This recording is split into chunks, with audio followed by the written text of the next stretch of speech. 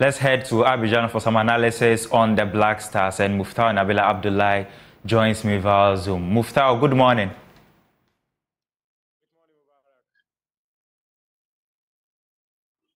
Hello, Muftawu, can you hear me? Good morning. I can hear you loud and clear, Mubarak. Good morning. I think you had a short sleep. Looking at your eyes. Quite brief. Quite brief. You saw the files I sent to you. So I sent you the files around what? Around 2, 3 a.m. Yeah. So that also shows that I didn't get enough sleep. But that is a job. Yes. We are not here to sleep. We are here to chase stories. So yeah, we left the stadium at about 12 a.m. And unfortunately, when we were driving back, our bus lost its bearing, so we got lost. Wow. When we went in town until we got back to our hotel. So it is part of the reason why the files came very late, and I also slept very late. So yeah, that's it. But okay. It's pretty normal. Yeah. Quickly, the 2-2 draw with Egypt yesterday, tell me how disappointing the results was to the players and, of course, to the technical team. Mubarak, you just used the right word. Disappointed. These are very unacceptable because you go to a major competition like the African Cup of Nations wanting to be at your best if you want to get anything out of any game. But unfortunately, Thursday night was not the night that the Black Stars could once again avoid elementary mistakes. I spoke to Mohammed Kudus. In fact, I spoke to Chris Houghton personally at the mixed zone. I spoke to George Boateng. I spoke to Alexander Djiku. When I spoke to all these people, and then Dennis Odoy, when I spoke to all these people, the tone was same. We cannot continue to be making such mistakes. In as much as we lose as a team, we need to work together again as a team to be able to pick results that matter in the game of football. Unlike the first game, where they were able to actually throw shades at individual players who made mistakes. This time around, they accepted the result as a collective, and they want to work together in the game against Mozambique so they'll be able to qualify. They just need maybe a win. A win is non-negotiable. They need to win that game against Mozambique if they want to qualify to the next round of the African Cup. Like Chris Houghton put it, this is a massive, massive result. A result he personally feels that he could have gotten. Yesterday when we were here, I did tell you that the worst for Ghana was going to be a draw, and indeed that was the worst we had. And it's very disappointing. The body language of the players was a perfect definition of how everyone felt at the end of that game. In fact, some fans actually even felt that some of these players do not deserve to be part of the team, considering some of the elementary mistakes we are seeing, because it's unacceptable at this stage to be making such mistakes. Sometimes you can make such mistakes and your opponent would not capitalize, but when you do it against a high opposition like Egypt, they will penalize you. And that's how Ghana got penalized. Okay, Muftawu, generally, how do you assess the performance of the Black Stars? Because obviously there was an improvement in comparison to the game against Cape Verde. Yeah, massive improvement. I think that there was more hunger. I think that there was more commitment. I think that there was more desire and passion to go all out. And I also feel that the questions that were raised by many Ghanaians as to what the Black Stars is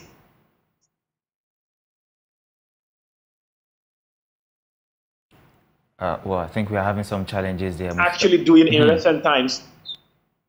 Mubarak, can you hear me? Yes. Proceed. Yeah. So I was saying that the boys actually, I feel they were able to at least give us an inkling of what they've got, their quality. Individually, these boys are extremely good. Mohammed Kudus, wow, that's just a word I can use for him. And in fact, when I interacted with officials and technical team members, they said the boy is not fully fit. He's about 70-80% fit. If a 70-80% fit Mohammed Kudus could produce this for the team, then I feel that when we have a 100% fit Mohammed Kudus, then it's going to be massive for the team. I've always said, without Mohammed Kudus, you're wondering where the next creativity of this Black Stars team is going to come from. And when he showed up, in fact, in as much as he was not doing loads of the running, like I mentioned to you yesterday, the coaches can just decide that when you get the ball, let Mohammed Kudus have it. We don't need him to run at opposition. We don't need him to be chasing the ball every now and then. We just need Mohammed Kudus to be on the ball. And when he's on the ball, he's able to create something out of nothing. And that first goal, massive, massive goal. Second goal, wow. Despite the sea of defenders in front of the Egypt post, he was still able to find his way to beat El Shanawi in post. So I think if by the time we play Mozambique on Monday, Kudus is at his best. I do think that in as much as it's not an individual team, individuals often improve teams. And I think Mohammed Kudus indeed improved Ghana against Egypt on Thursday night. And hopefully he'll be 100% fit by Monday. Hopefully the rest of the boys who would be emotionally dampened because Inaki of Williams the outcome of that game against Osman Bukari. Yeah, Inaki Williams and Osman Bukari. I hope that they will be able to have their shoulders around them and let them understand that you didn't do this alone. We did it together, and there's a possibility that you might even redeem yourselves in the game against Mozambique. Well, Osman Bukari was quite culpable for the second goal that Egypt scored, and he was substituted. I think he lasted 60 minutes in the second half. Did Chris Hilton speak about the substitution? Yes, it was obvious, and it would have been a disaster for any journalist to be at that press conference or that mix zone without asking Chris Hilton why he took that decision. What he said was that he was much closer to the action, he was much closer to the boy, and he felt that after he made that mistake, psychologically he was no longer up there to compete. That's the explanation Chris Hilton gave. He told the press that Mohammed Osman Bukari is a player they like. And in fact, when he pulled him out, those of us who were in the media stands just right behind the technical area realized that he had his hand around his shoulder, and then he was speaking to him and ushered him to go and have his seat. This clearly tells you that it is not a personal decision. It is a decision that was meant to save the player. And in fact, it is meant to save the player, but I'm not too sure it can save him because the mistake has been made. And if the mistake is made, then clearly we are definitely going to have this. Atapoku is just joining me here, Mubarak. The sleepy one.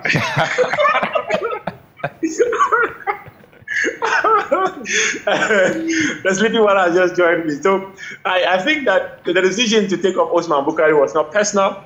It was a decision that was taken because at that point they felt that. Oh, good morning, Mubarak. How is it? Yeah, I'm fine. How are you too?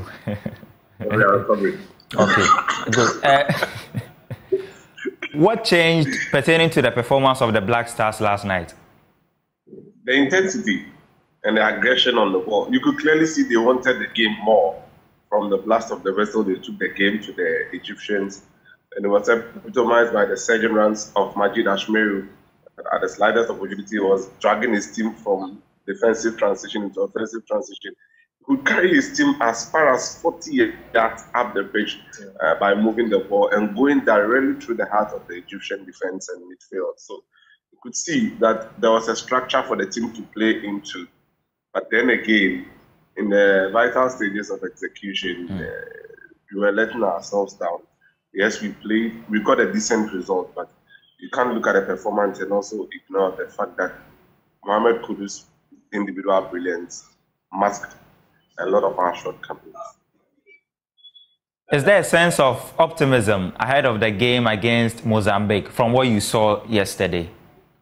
Well, in the mix zone, every single player we spoke to mentioned the fact that this was an improvement on the performance against Cape Verde. So we are hoping that the next performance would even be thrice of what we saw against the Pharaohs of Egypt. Okay, Atta, yesterday you were okay with a draw, all right? And you made mention that we can now start the calculations, the pie chart and the pi r square and all that. Now Ghana is at the bottom. We had a draw and we are at the bottom of Group B. Now, what is our chances like? How do we qualify? Mubarak, regardless of what happens in the other groups. Yes. Cape Verde played today. And then in the game between Cape Verde and Mozambique, if you don't win our next game against Mozambique, we won't qualify. Okay. Any other thing other than a victory against them would put us in a difficult position. You look at the number of draws you see across. We are looking for 4 of the best 3. And it requires that you have a minimum of 3 points. Minimum. Now, La Côte d'Ivoire in a day like this already have 3 points. Yeah. Nigeria have 3 points. And then Equatorial Guinea, who are now leading that group, have 4 points. So what it means is that one of that slot is automatically taken in the event we don't beat Mozambique, because we could end up with 2 points. I don't think 2 points would be enough. We just have to win and then do our job. And the interesting thing is that if Cape Verde are able to beat Mozambique later today, Cape Verde qualifies, right? They will have 6 points. And should Ghana also beat, like the mathematics we're talking about, you see, we are back to 8. Should Ghana also beat Mozambique, Ghana will have 4 points. And if Egypt also win their last group game against Cape Verde, Egypt will have 5 points. So that is the mathematics. So it will be 6, 5, 4. So Ghana must, at all costs, beat Mozambique to stand a chance of being one of the, at least, one of the 3rd best placed teams to secure qualification to the next round. Because if that does not happen, and you're going to have just 2 points, that is, if the game ends in a draw for Ghana, clearly we are not going to be in contention to qualify because of the other results that we're currently seeing ongoing in the group stages. Okay, Atta, quickly, I know on Monday we might preview that particular game against Mozambique, but just to tell Ghanaians, what should we expect from Mozambique? How tough a side are they? Yeah, just like the Namibians we played against in Kumasi. And unlike Egypt, they are aggressive and physical. Egypt would play more of the flair for you and then the antics. They will take the game to you. We watched them in that opening game against Egypt. They are fearless. They have nothing to play for. To have even qualified for the tournament is an achievement for the members. And to get any far, like out of the group involving Egypt and Ghana, and be the reason why one of these guys is not in the team. He also spoke about the quality of this Mozambique side. So it is not an opposition that you can say you are going to have a walkover. And in tournaments, Mubarak, you don't go to a tournament thinking that the one team that has qualified, you are superior to that team and you can win. Let's not deceive ourselves. We saw it in Cameroon in 2022 when everyone said Comoros Islands was the weakest side in our group and that Ghana was going to beat them and qualify. Guess what happened? It ended 3-2 in favor of Comoros Islands. In fact, in this game, on Sunday, when the team came up against Cape Verde, many people were actually thinking that Ghana had an upper hand to be able to win. But guess who won? Another island country against secured victory over Ghana. So we cannot continue to say that because certain countries are quote-unquote inferior when it comes to the standards of football in the continent. It means that you would always have the better over there. And in fact, that they come with the mentality that we have nothing to lose. They'll make sure that they will run down the energy you've got, wear you down, and then pick at least a goal or two. And when they score us, the major challenge I've always said, and we're not able to react well, that's going to be a massive, massive end to Ghana's journey in this competition. Okay, Muftawu Nabila Abdullah and Collins Atakwaku, thank you very much for your time. I think we'll meet on Monday as well to preview that particular crucial encounter.